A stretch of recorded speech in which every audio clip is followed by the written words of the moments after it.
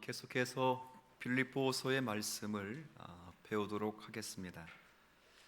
빌립보서는 바울이 로마의 감옥에 갇혀 있으면서 빌립보에 사는 지역 공동체 성도들에게 보낸 그런 편지입니다. 고난을 당하며 내적인 어려움을 겪고 있는 빌립보의 그리스도인 공동체를 향한 바울 사도의 감사와 격려 그리고 권면을 담은 서신입니다. 우리가 계속 살펴가는 중에 이제 오늘 부분은 사도가 빌립보 교우들에게 주는 마지막 권면입니다. 마지막 권면이어서 끝으로 형제들아 이렇게 시작이 됩니다. 8, 9절을 읽었는데 핵심은 뭔가? 핵심은 제가 제목으로도 꼽았던 것처럼 복음이 너희의 삶을 다스리게 하라, 이것이 8, 9절의 핵심이며 바울 사도가 주는 마지막 권면의 말씀입니다. 복음이 너의 삶을 다스릴 수 있도록 8절의 중요한 동사는 생각하고이고 9절은 복음이 우리의 삶을 다스리도록 행하라 이겁니다. 그러면 9절 마지막에 평강의 하나님이 너희와 함께 하실 것이다. 아주 명료한 사도의 권면입니다. 오늘은 그래서 이 명료한 사도의 권면을 따라서 말씀을 살피면서 한 해를 시작하는 이 연초에 다짐하고 또 그렇게 결심해 보기를 원합니다. 먼저 생각하라라는 동사, 그러니까 우리가 복음에 합당한 삶, 복음이 나의 삶을 다스리게 하기 위해서 먼저 해야 할 일은 생각하는 것인데, 그 본문이 표현된 9절, 8절을 한번 제가 자막을 띄워놓고 읽어드리겠습니다. 이 8절은 그냥 읽으면 무슨 의미인지를 잘 모르기에 일단 띄워놨습니다. 자, 빨간 글씨로만 먼저 읽으면 끝으로 형제들아, 밑에 빨간 글씨 읽어주세요. 시작. 네, 8절의 내용은 마지막으로 내가 권하는데 이것들을 생각하라. 자, 근데 중요한 게 있습니다. 무엇 때문에 생각해야 되는가? 무엇 때문에? 이 가정법이 우리나라 어순과 달라서 지금 맨 끝으로 빠졌기 때문에 헷갈릴 수 있어요. 파란 글씨가 헬라어의 가정법입니다. 파란 글씨만 한번 읽어주세요. 시작. 이것들을 그렇죠. 우리에게 덕이 있고 기림이 있으려면 반드시 이런 것들을 생각해야 된다, 그 말입니다. 여기서 덕이라고 하는 것은 도덕적인 탁월성을 이야기하는 것이고, 여기에 기림이라고 하는 것은 칭송받을 만한 이런 의미입니다. 쉽게 설명하면 예수님을 믿는 사람들은 예수 그리스도의 죽으심의 구원의 은혜를 믿고 여기에 왔기 때문에 새롭게 본질적으로 변화된 사람입니다. 여러분, 그리스도 안에서 새로운 피조물이라는 사실을 믿으십니까? 예, 새로운 피조물입니다. 새로운 피조물들은 진지할 수밖에 없고 오를 수밖에 없기 때문에 참된 그리스도인은 도덕적으로 고결하고 인품이 귀하게 변화될 수밖에 없습니다. 그리고 누구로부터라도 칭송을 받을 만한 그런 고귀한 인격을 가질 수밖에 없는 사람들이 된 겁니다. 자, 그렇게 되기 위해서는 반드시 이것들을 뭐 하라고요? 생각합니다. 그럼 이것들은 뭔가? 이것들은 바로 앞에 까만 글씨로 되어 있는 무엇에든지라는 게 6번이나 써 있습니다. 여기 무엇에든지 말은 누구를 만나든 무슨 일을 하든 한결같은 마음으로, 이런 뜻입니다. 그러니까 우리가 거듭나 변화된 사람이 되어서 도덕적으로 탁월하고 인품이 고결하고 품성이 귀한 성도로 칭송을 받을 위치에 되어 있기에 반드시 그렇게 되어야 되기 때문에 이것들을 뭐 해야 된다고요? 생각해야 돼요. 이것들은 뭐냐?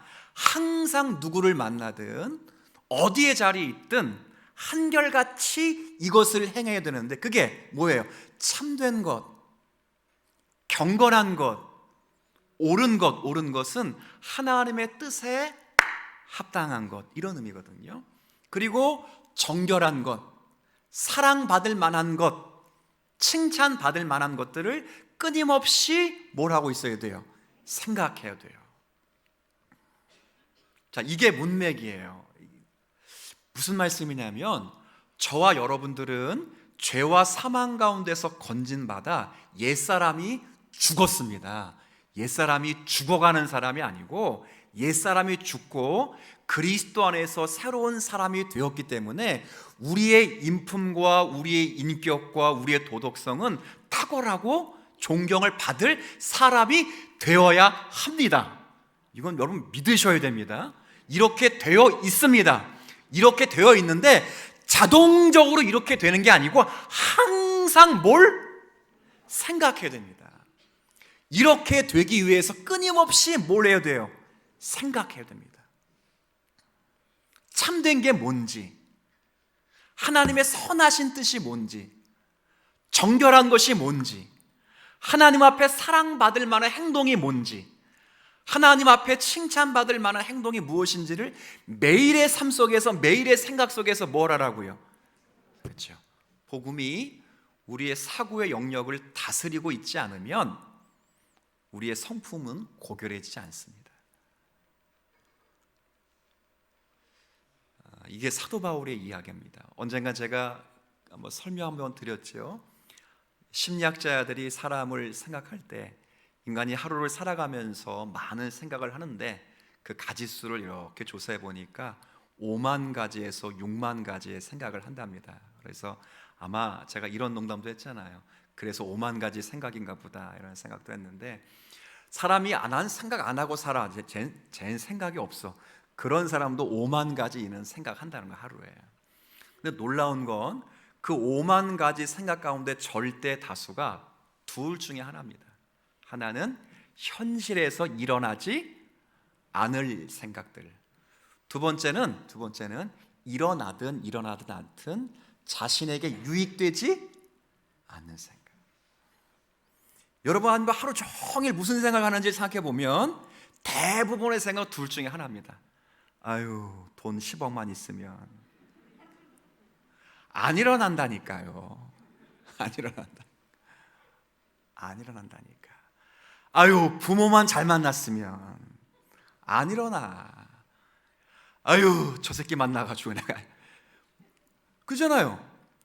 헤어질 위기가 막 남편 속썩인다. 아유, 저거 만나가지고 내가. 안 일어난다니까.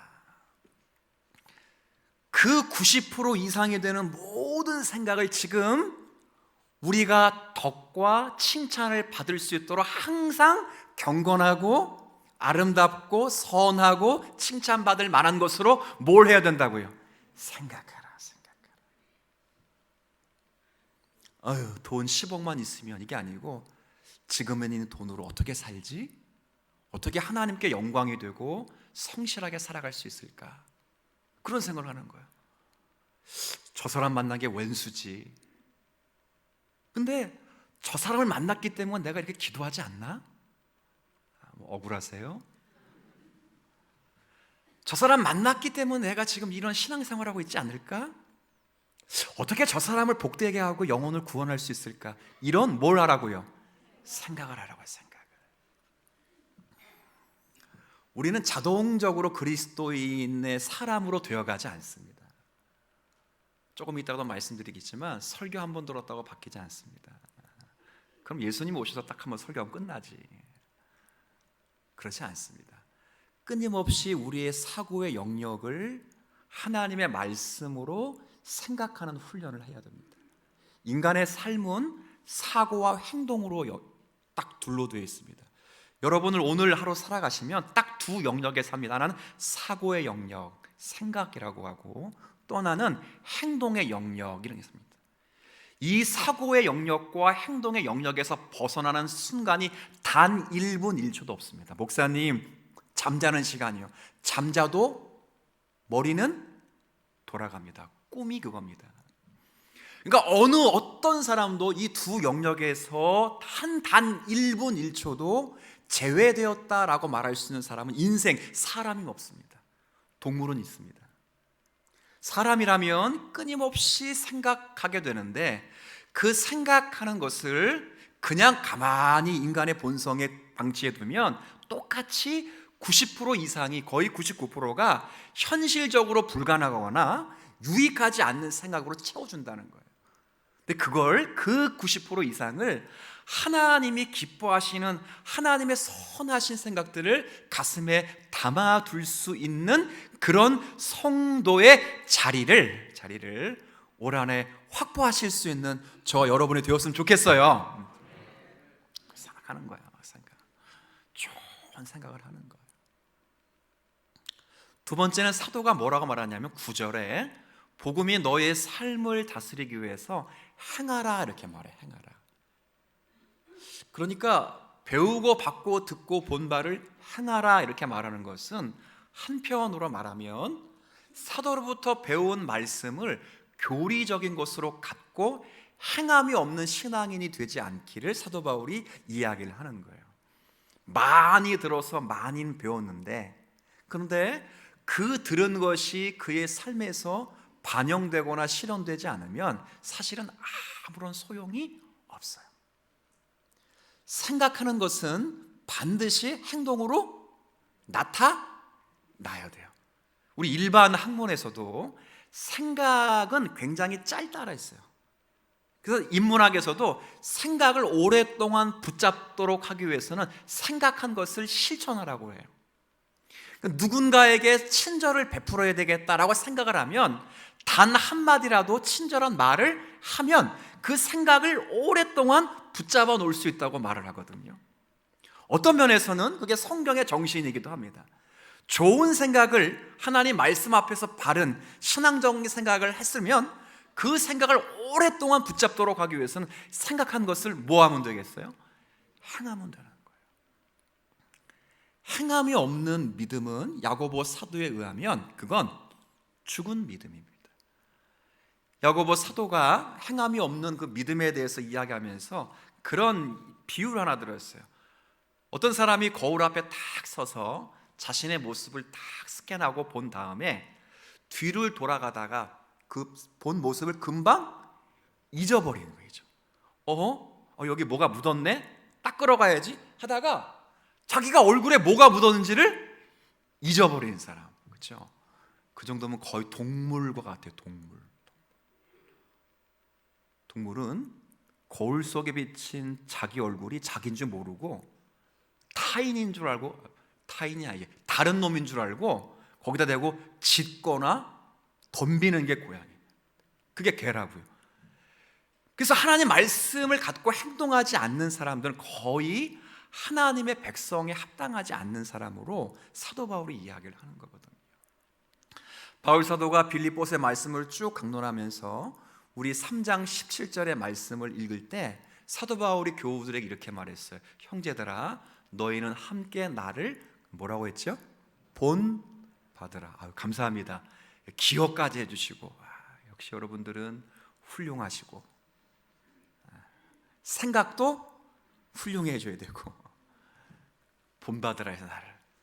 사도 바울의 이 말은 우리가 아는 것을 이념과 이상과 법, 생각으로만 치부하고 거기다 묶어두지 말고 실천해야 되는 영역으로 옮겨가라는 겁니다. 책임 있는 순종, 책임 있는 삶, 책임 있는 행동을 통해서 우리가 하나님의 백성이라는 사실을 하나님 앞에서 증거해 두어야 될 필요성에 대해서 이야기를 하는 거예요. 사도 바울이 고린도후서 11장에 바울의 사도권을 설명하면서 자신이 사도로서 고생한 이야기를 쫙 합니다. 이 이야기를 하는 첫 번째 이유는 사도 바울이 사도라는 것, 자신이 사도임을 변호하기 위해서 하는 겁니다.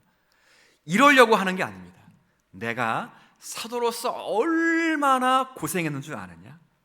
혹은 내가 사도로서 이런 고생을 했지만 내가 예수님의 십자가를 생각하고 꽉 참았다, 내가 얼마나 신앙이 귀한 줄 아느냐? 이 이야기를 하자는 거냐 아닙니다. 사도 바울이 이걸 사도의 변호로 하는 이유는 딱 하나입니다. 나는 사도로서 실제 그 길을 걸었다는 겁니다. 입으로 때우거나 이념으로 사상으로 묶어두지 않고 실천하는 자리에 책임 있게 섰다는 겁니다. 말로 때우지 않았다는 거예요. 반드시 그렇게 살아갈 수 있도록 고난을 받았고 실제 매를 맞았고 감옥에 실제로 갇혔다는 겁니다. 이게 신앙인으로서 우리에게 행하라고 하는 사도 바울의 이야기입니다. 바울이 빌립보 교회에게 이야기하는 게 다른 게 아니에요. 내가 너희와 함께 지날 때에 반드시 너희는 내가 이야기한 것을 들었고 알았고 받아들였다. 그것을 안다고 만족하지 말고, 알았다고 만족하지 말고 매일을 생각해서 그대로 살아내라, 그 말이에요. 그래야 평강의 하나님이 너희와 함께 계신다, 이겁니다. 그냥 계시지 않는다는 거예요. 하나님이 그냥 우리와 함께 계시지 않습니다. 하나님은 우리와 함께 계시려면 복음의 축복을 받을 성도들이 복음의 축복을 받을 행동을 해야 함께 계시는 거예요. 바울이 이 이야기를 빌립보 교회 성도들에게 이야기를 해주고 싶은 거예요. 교회 가운데 정말 말 잘하고 또 종교적인 열심을 많이 하면서 열심 내는 분들이 제법 있는데, 그런 분들이 생각과 행동의 면에서 전혀 신앙적이지 않고 이기적인 모습을 볼 때가 참 많아요. 과연 그래서 하나님이 그와 함께 하실 수 있겠느냐, 그 말이에요. 바울 사도 이야기가 이거예요. 내가 교회 안에서 성가대를 하고 교사를 하고 있다, 이 이야기가 아니라 성가대와 교사를 하고 있는 것을 넘어서 내가 이 세상에 살면서 생각에도 거듭났는가, 삶에도 거듭났는가, 그래서 내 신앙의 인품이, 신앙의 인격이 고결하고 품성에 있어서 뛰어난가를 묻는 거예요. 그래야 하나님이 우리와 뭐 하신다고요? 함께 계시는 거거든요. 바울이 이 사실을 우리에게 이해를 시켜주는 겁니다. 여러분, 복음은 언제나 이야기하지만 삶의 부산물이 아니에요. 여러분이 쭉 여러분의 인생을 살아가는데 복음 되게 좋네? 복음 한번 믿어볼까? 복음을 차용해볼까? 자기의 소원 만족하는데 복음을 끌어들이는 게 복음의 역할이 아니라 거꾸로 복음이 여러분의 삶을 다스리고 통제하는 주체가 돼요, 주체. 그러니까 순서로 딱 영역을 말하면 복음이 여기 있고 내가 여기 있으면 복음을 나로 끌어오는 게 복음의 역할이 아니라 여러분이 어디로 가는 게, 복음으로 가는 게 복음의 원래 목표예요.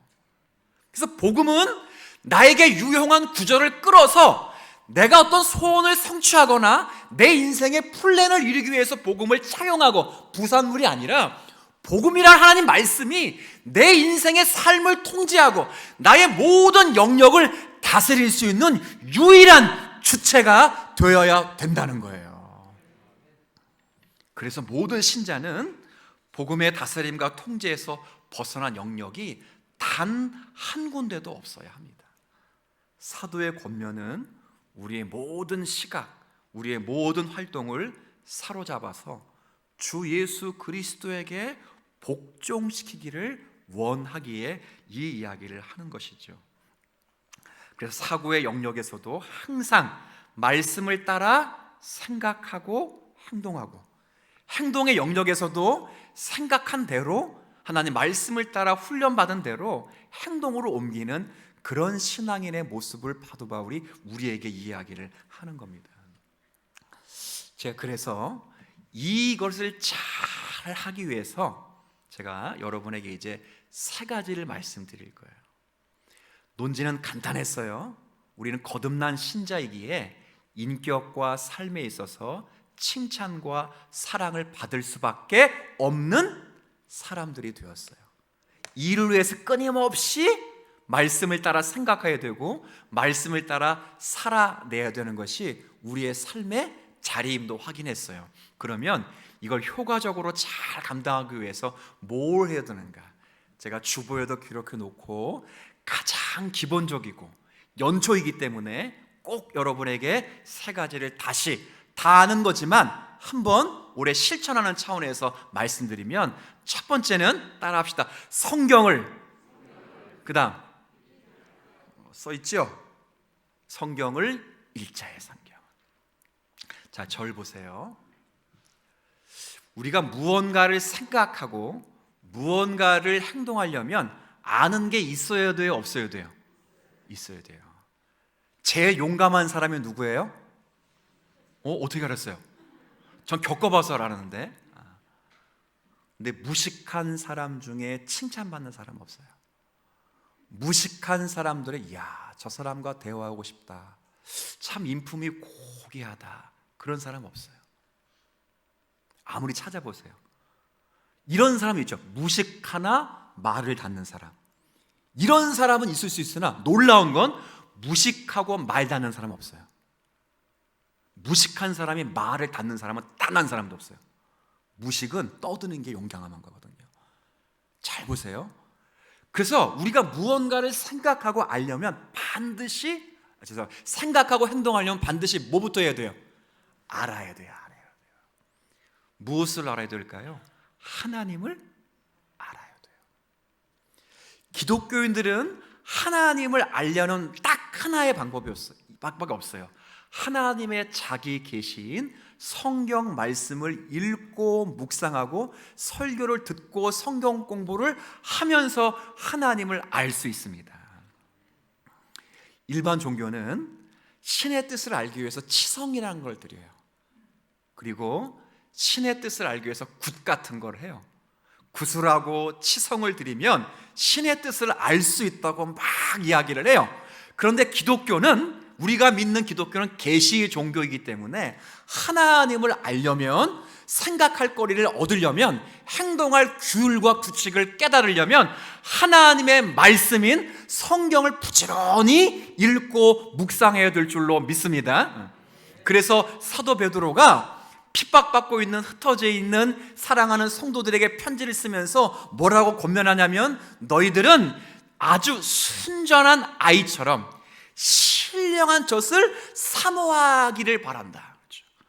하나님의 말씀을 끊임없이 사모하면서 그 말씀을 읽고 또 읽고 묵상하고 생각하는 훈련을 끊임없이 하길 바란다. 이 사람들이 고난받는 성도들이에요. 고난받는 성도들이라면 고난을 피해야 될 방법을 알려주는 게 훨씬 급선무인데, 그것보다 더 중요한 건 네가 고난받고 있는 원인, 고난받고 있는 이유인 말씀과 그리스도를 오히려 더 뭐 하라고요? 한번 따라합시다. 팔아. 세상의 모든 이론과 철학은 고난과 고통이 오면 그걸 버리라고 말합니다. 그게 정답이에요. 그렇죠?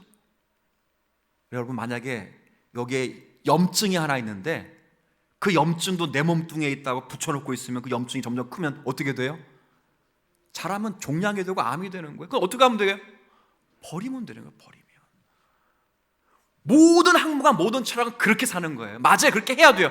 그런데 기독교는 그렇지 않아요. 기독교는 예수를 믿음으로 아주 가치가 혼동이 되고, 예수를 믿음으로 많은 핍박과 고난이 찾아오는 거, 그렇게 될 때 해결책은 그 예수 때문에 찾아왔기 때문에 예수를 버리거나 교회를 포기하는 것이 아니라 거꾸로 네가 고난받고 있는 원인, 고난받고 계신 그 대상을 오히려 훨씬 더 많이 뭐라고요? 알아가라는 거예요. 알아가라는 거. 그러면 진리가 저와 여러분을 자유케 하는 거예요. 그러면 평강의 하나님이 여러분과 함께 계시는 거예요. 버리는 게 아니거든요. 그래서 끊임없이 주의 말씀을 연구하는 거예요. 목사님, 많이 알아요. 이 정도면 많이 압니다. 근데요, 아무리 말이 많아도, 아무리 신학 지식이 많아도, 성경 지식이 풍성해도, 제가 볼 때는 모세가 하나님의 앞모습, 얼굴은 보지 못하고 지나가는 뭐만 봤어요? 뒷모습만 봤어. 그러니까 아무리 많이 알아도 우리 결국 하나님의 뭐만 하는 거예요? 뒷모습만 보는 거예요. 그러니 더 알면 알수록 신비로운 게 하나님의 말씀이에요. 우리 주님 사랑교회 한 해 23년 시작하면서 성경 읽기를 중단하는 성도분들 다시 성경을 손에 잡을 수 있는 저와 여러분이 되었으면 좋겠습니다. 그리고 성경을 부지런히 교회의 질서에 따라 읽어주시면 좋겠어요. 설교 말씀을 반복해서 들으세요. 끊임없이 듣고 끊임없이 묵상해 보세요. 하나님은 살아계셔서 그 말씀을 통해 역사하는 놀라운 은혜를 허락해 주십니다. 이걸 잘 감당하셔야 돼요. 두 번째는 아주 기초적인 거예요. 또 두 번째는 기도에 열심을 내주십시오. 한번 생각해 보십시다. 좋은 사람, 사랑하는 사람이 있다고 생각하면 그 사람하고 대화하는 게 즐거워요? 아니면 힘들어요? 즐거워요, 즐거워. 그렇죠. 그러면 내가 사랑하는 대상이 하나님이시라면 하나님과 대화하는 기도의 시간이 즐거울까요? 힘들까요? 대답이 약간 시원찮습니다. 만약에 하나님과 대화해야 하는 이 기도의 시간이 정말 귀찮다, 싫다, 피곤한 거서 힘든 거 말고 자체가 난 별로 좋지 않다, 그러면 입술로는 하나님을 좋아한다고 말하지만 그 영혼은 실제 하나님을 좋아하는 게 아닌 거예요. 뽀록나서 겁나세요? 실제 아닌 거예요. 근데 우리는 내가 하나님을 사랑한다고 착각하는 거예요. 착각. 왜? 90%가 계속 그렇게 쓸데없는 생각을 하도록 만들어버렸으니까. 하나님을 성경을 통해서 알면, 배우면 반드시 배운 말씀을 근거로 해서 하나님과 교제할 수 있는 시간, 기도할 수 있는 시간을 확보해 주시기를 주의 이름으로 축복합니다. 기도하는 순서에, 기도하는 시간에 여러분 많이 참석해 주시길 바라고요. 여러분이 개인적으로 기도하는 시간을 늘려주세요. 왜 아멘을 안 하세요? 늘려주세요. 아침에 일어나면 기도하세요. 전화기까지 맞다고 아멘 하잖아요. 잠자리에 들기 전에 기도하세요. 식사할 때 창피하세요? 기도하세요. 학교 수업 시간에 앉아서 처음 공부 시작하세요? 기도하세요. 직장에서 사업장 문 딱 열었어요? 앉으면 기도하세요. 누구를 만나고 시작하고 가길 원하세요? 기도하세요. 기도하세요. 정말 기도하세요.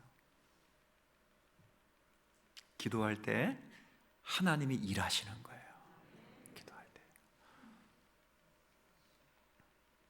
기도하지 않고 하나님이 일하신다고 생각하는 그건 우리의 자만, 교만이에요, 교만.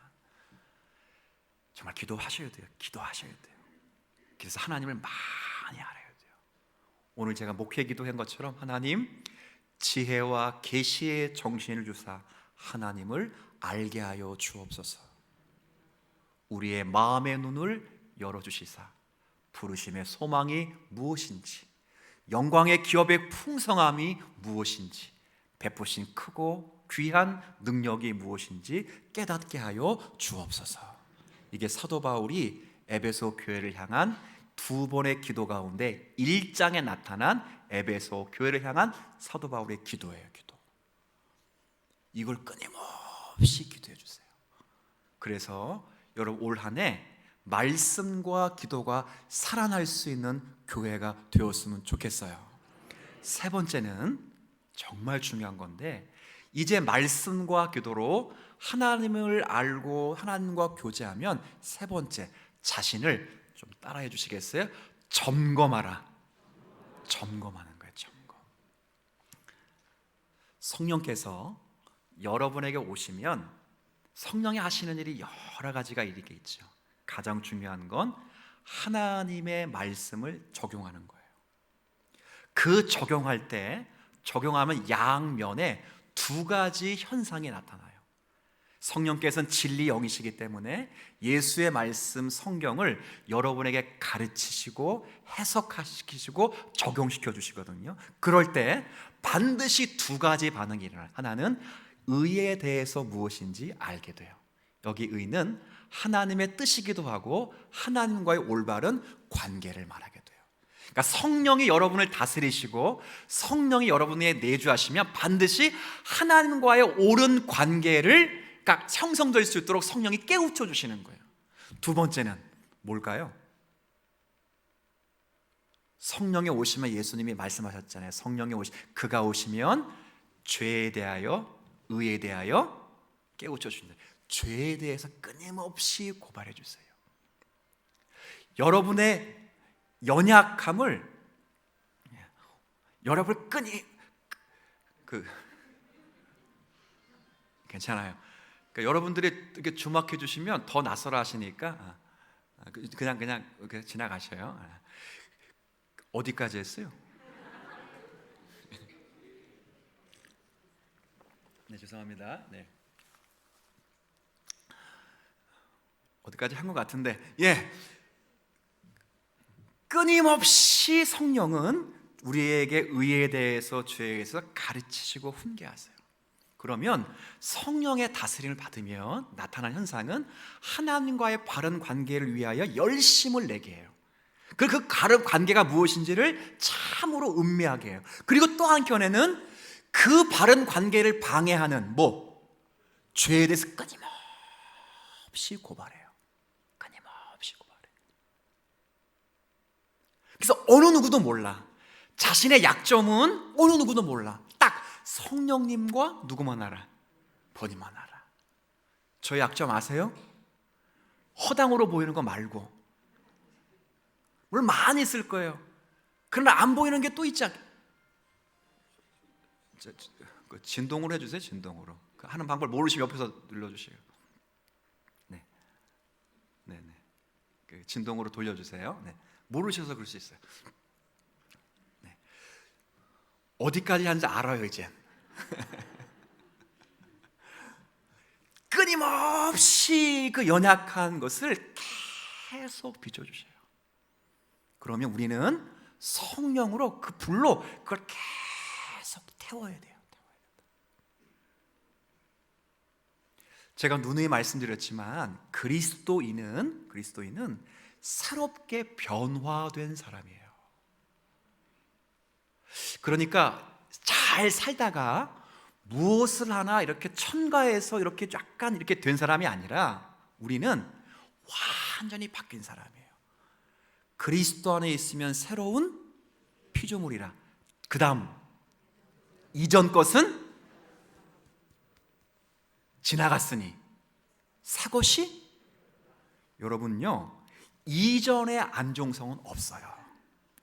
자꾸 심리학적 인문학적 소양이 이 시대의 사조를 지배하니까 성격은 안 변해, 성향은 안 변해, 나는 옛날에 아니에요. 성경적으로 말하면 이전의 안정성은 십자가에서 사망, 그리스도 안에서 새로운 안정성, 성령의 내주, 새롭게 살고 완전히 내가 아니야. 옛날에 내가 아니야.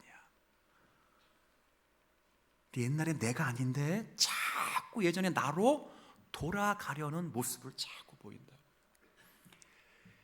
예전에는 성령이 내 안에 안 계셨어. 무얼 해도 죽어갈 인생이었어요. 그러나 이제는 새롭게 된 여러분, 성령이, 하나님이 내 안에 계셔요. 여러분이 지극정성으로 치성을 들여서 하나님을 찾아가는 종교가 아니라 십자가에서 자신을 죽이시고 성령 가운데 임재하셔서 우리 안에 찾아오시고 말구유보다 훨씬 더러운, 더 냄새나는 추악한 심령에 탄생하셔서 잉태하셔서 우리의 성전을, 우리의 마음을 심령 성전 삼아 지금도 만민이 기도하는 집으로 우리와 함께 계시는 거예요. 새로운 사람. 그래서 그 성령은 주님이 하신 일을 끊임없이 비춰요. 부지 중에 하나님과의 옳은 관계를 유지하는 것이 무엇인지, 하나님의 뜻이 무엇인지를 계속 생각나게 하세요. 이게 생각 안 나면 아까 8절 복음으로 우리의 사고의 영역을 뭐하라고요? 다스리고 통제해야 돼요. 쓸데없는 생각, 현실적으로 일어나지도 않을 생각들을 계속하니까 성령이 생각하도록 할 시간이 없는 거예요. 말씀에도 못 듣는 거예요. 그리고 우리 연약함을 끊임없이 태우셔요. 성령은 소멸하는 불이셔요. 말씀은 소멸하는 불이라고. 하나님 말씀은 우리가 늘 히브리서 4장 12절 암송하잖아요. 하나님 말씀은 첫 번째 살았어요. 살았다고. 두 번째 운동력이 있어요. 좌우에 날이 선 어떤 검보다 예리하여 혼과 영혼과 관절과 골수 심지어 육체까지 썩어질 우리의 육체까지 다스릴 수 있고 훈계할 수 있고 살릴 수 있고 조명할 수 있는 놀라운 은혜를 말씀은 우리에게 주시는 거거든요. 그래서 끊임없이 점검하셔야 돼요. 내가 잘 가고 있는가? 바울이 말하죠. 나는 날마다 읽노라 이렇게 말 안 했어요. 나는 날마다 기도하노라. 사도 바울은 날마다 읽었어, 날마다 묵상했어, 날마다 배웠어, 날마다 기도했어, 날마다 간구했어. 적용은 날마다 죽는 거예요. 죽는 거.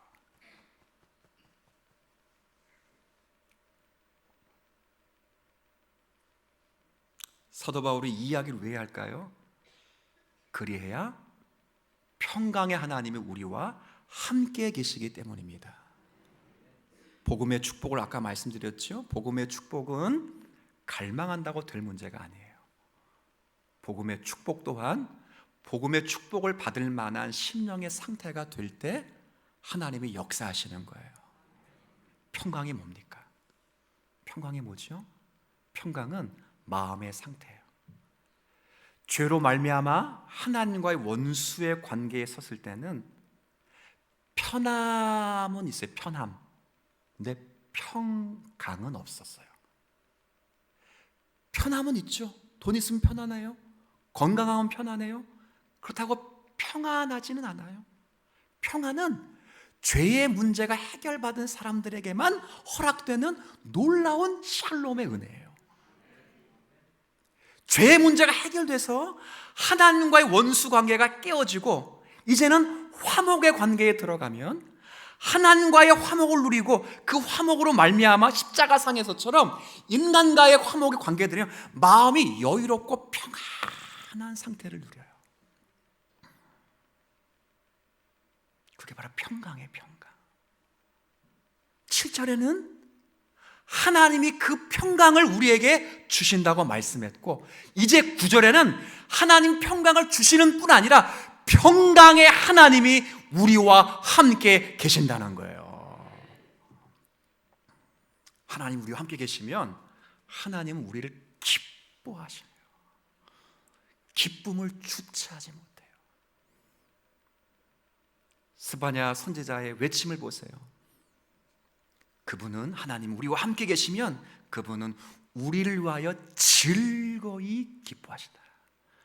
잠잠히 우리를 사랑하신다.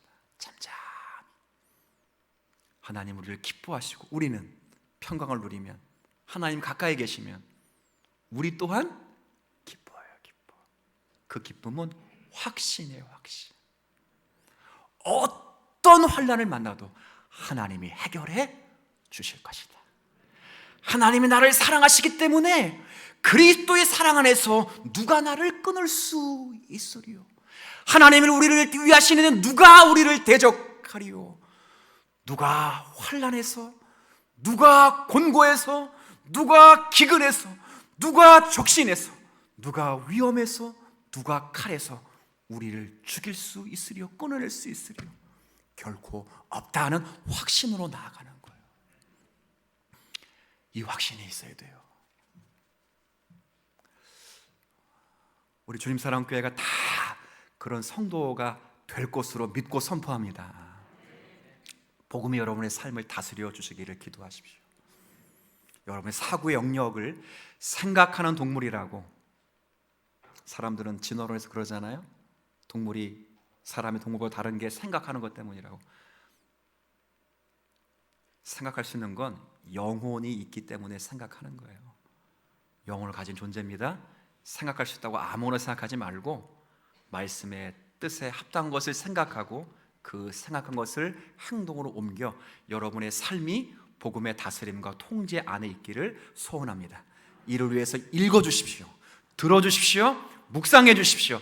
기도하십시오. 그리고 읽은 말씀과 깨달은 말씀과 묵상한 기도한 내용으로 여러분의 삶을 점검해 주십시오. 의에 대해서 기뻐하시고 죄에 대해 슬퍼하시고 하나님 말씀 앞에서 끊임없이 여러분을 태워 주셔서 더 주님 앞에 견고히 서서 여러분을 통하여 하나님의 놀라운 덕스러움과 하나님의 영광이 선포될 수 있는 한 해가 되었으면 좋겠습니다.